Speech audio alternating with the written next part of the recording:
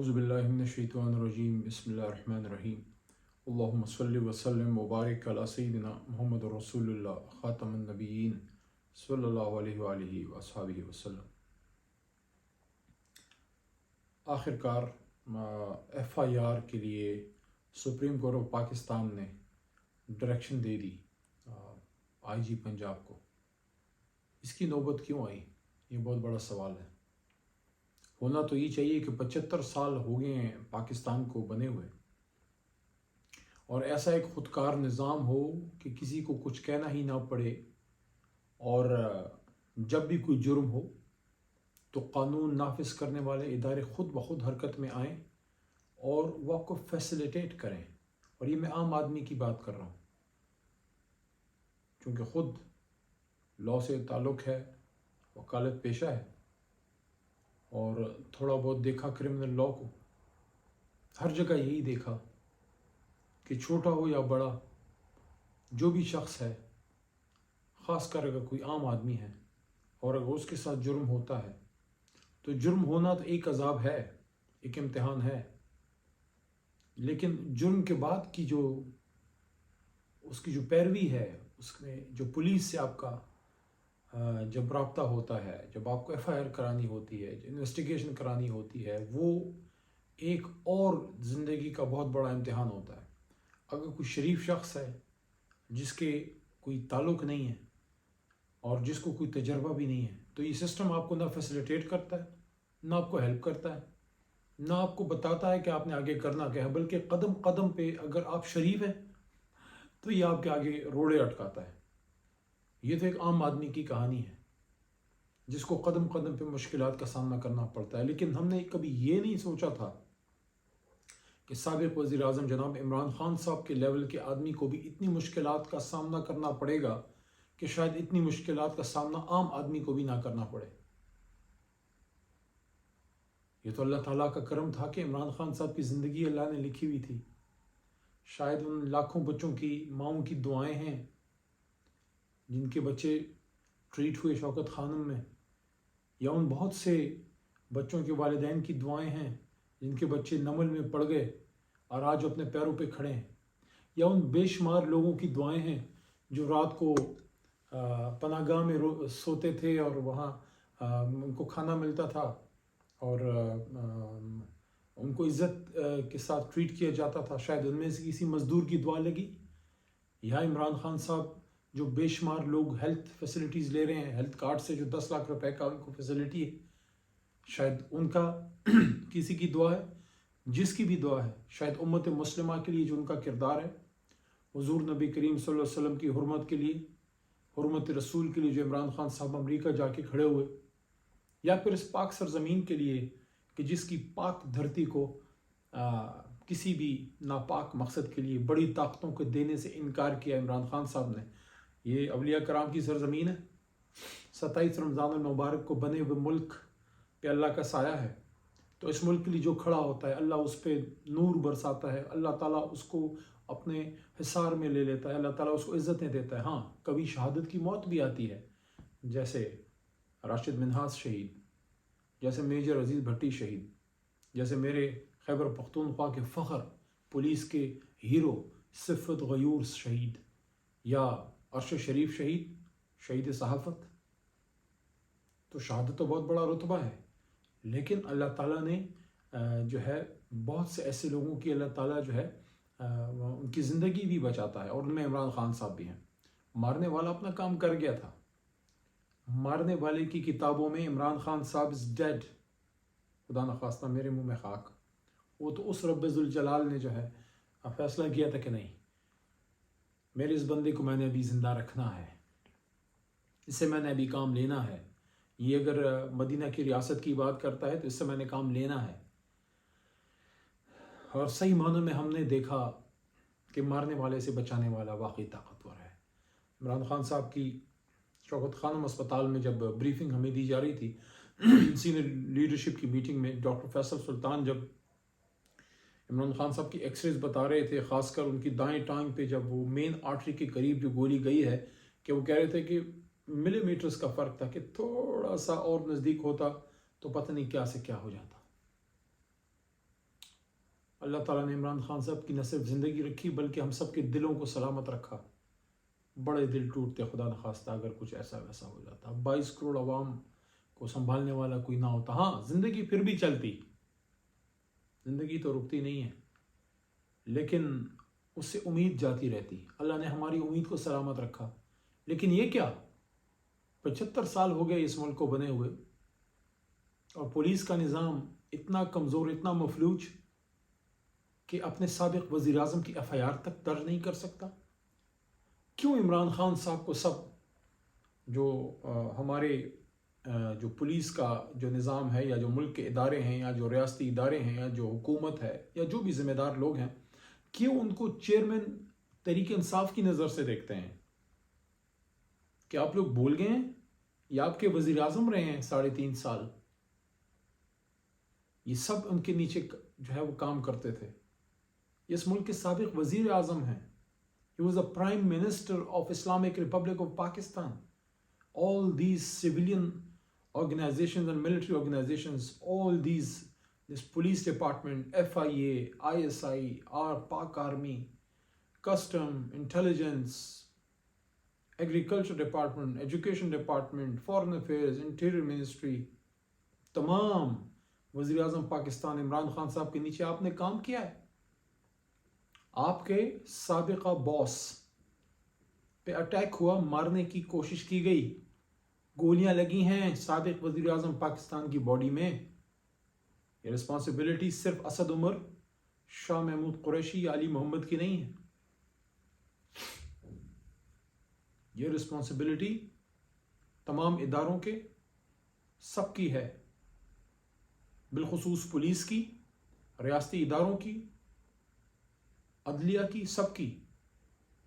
کہ میرے ملک کے سابق وزیر اعظم پہ اٹیک ہوا ہے, یہ مجھ پہ اٹیک ہوا ہے, یہ ایک جج پہ اٹیک ہوا ہے, یہ ایک جرنیل پہ اٹیک ہوا ہے, یہ ایک آئی جی پہ اٹیک ہوا ہے, یہ ایک سیکٹری لیول کے انٹیریئر سیکٹری یا فورن سیکٹری پہ اٹیک ہوا ہے, یہ چیف سیکٹری کسی پروونس کا ہے اس پہ اٹیک ہوا ہے, یہ ایک کسان پہ اٹیک ہوا ہے, یہ ایک زمیندار پہ, یہ ایک امپورٹ ایکسپورٹر پہ, یہ ایک مرچنٹ پہ, یہ ایک ٹیچر پہ, یہ ایک وائس چانسلر پہ, یہ اس ملک کے ایک بزرگ ایک خاتون پہ اٹیک ہوا ہے. کیونکہ 22 کروڑ ہوتے ہیں لیکن ان کو ریپرزینٹ ایک آدمی کرتا ہے.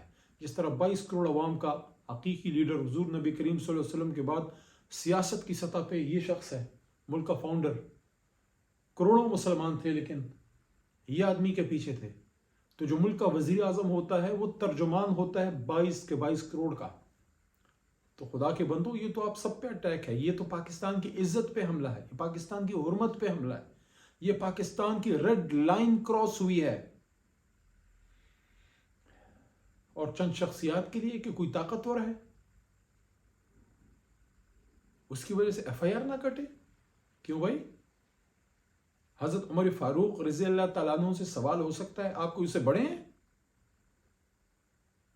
اور جو حضور نبی کریم صلی اللہ علیہ وسلم کو انہوں نے جس کو مانگا اللہ سے اپنے لیے کہ اللہ مجھے اسلام کو طاقت دے, دونوں عمر میں سے ایک دے دے, لیکن اگر عمر بن خطاب دے دیا تو میں تم سے راضی. حضور نبی کریم صلی اللہ علیہ وسلم نے مانگا اللہ سے حضرت عمر بن خطاب رضی اللہ فاروق اعظم کو, اور ان سے سوال ہوا کہ اے عمر, حضرت سلمان فارسی رضی اللہ عنہ انہوں نے سوال کیا کہ اے عمر, آپ نے 2 چادریں لی ہیں, ہمیں تو ایک ملی ہے. انہوں نے تو برا نہیں منایا, انہوں نے تو جواب دیا ہم تو ان کے ماننے والے ہیں. زمینی خدائیں جائیں اپنا کام کریں, جو زمینی خدا ہیں ہم اس خدا کو ماننے والے ہیں.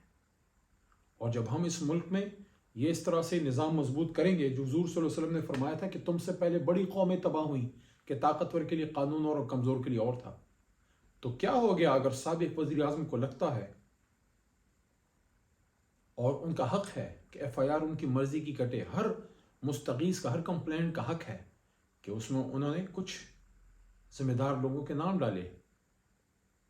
آئین پاکستان سے بڑے تو نہیں, مملکت خداداد سے بڑے تو نہیں.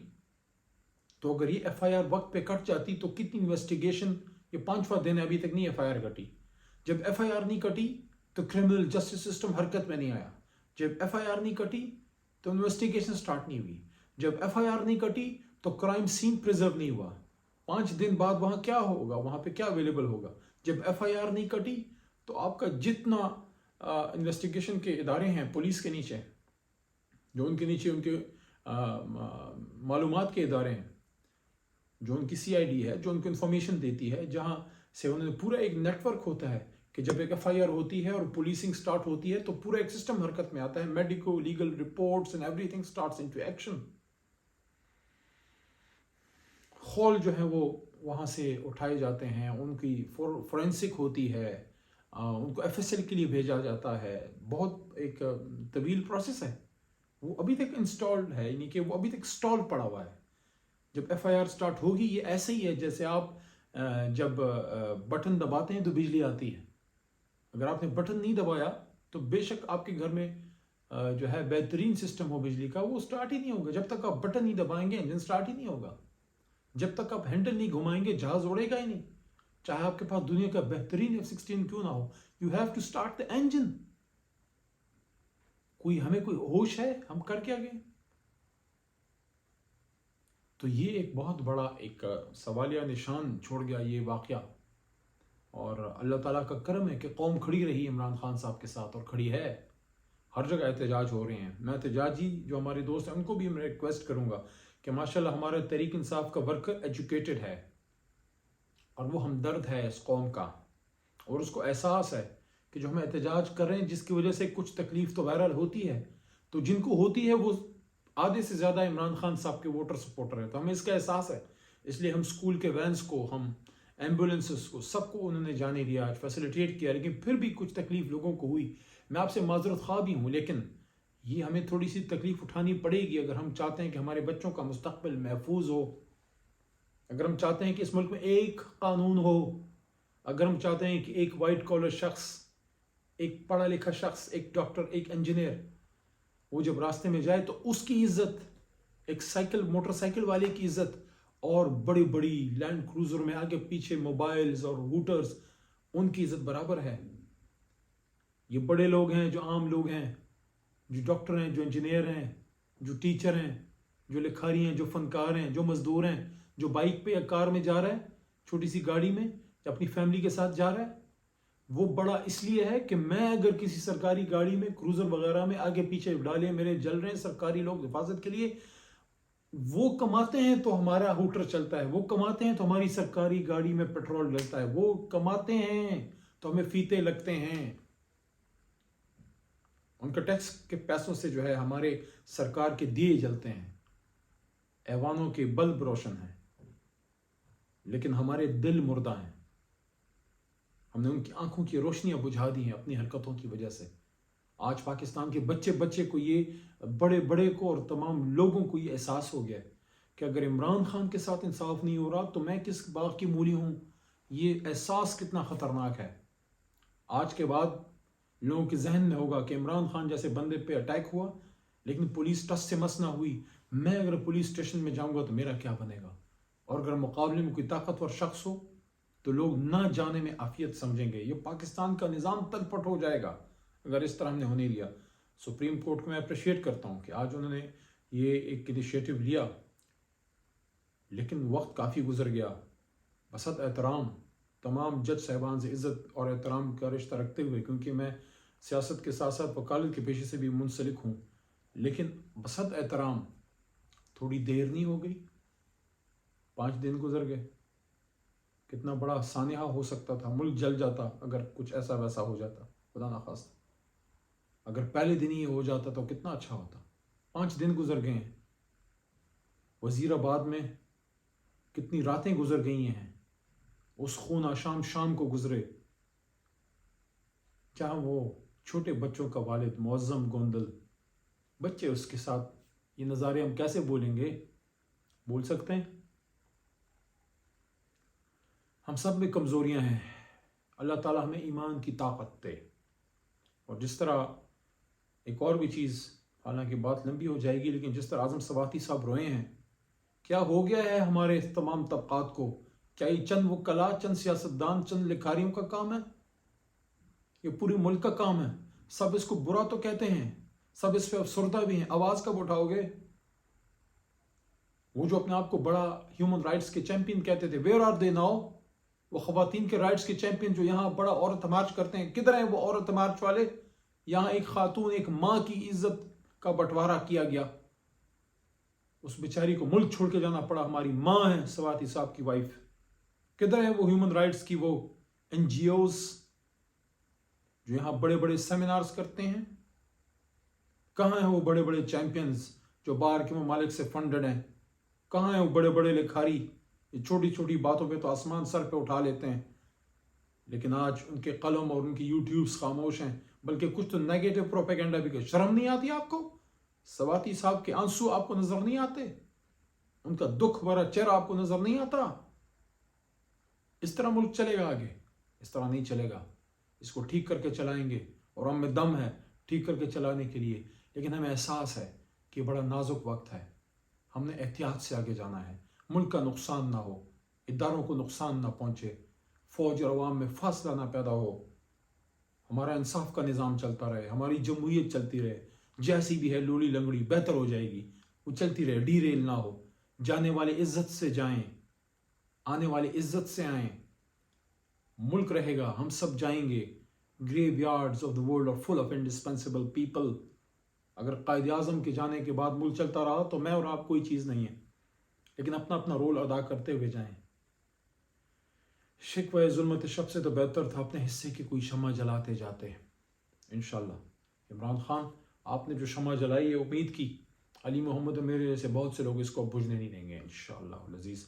انشاءاللہ آج کی رات سنا ہے کہ ایف آئی آر شاید ہو جائے، یہ عظیم مارکا سر ہو جائے، آخرکار ایک نیوکلیر اسلامک اسٹیٹ اپنے سابق وزیر اعظم پہ ہونے والے جانی حملے جس میں ایک آدمی کی جان بھی گئی ہے، اس کی ایف آئی آر کاٹنے میں کامیاب ہو جائے گا۔ مبارک ہو آپ کو پاکستانیوں، یہ بھی بہت بڑی اچیومنٹ ہے۔ پاکستان زندہ باد، عمران خان صاحب اور تمام حق پرست پائندہ باد۔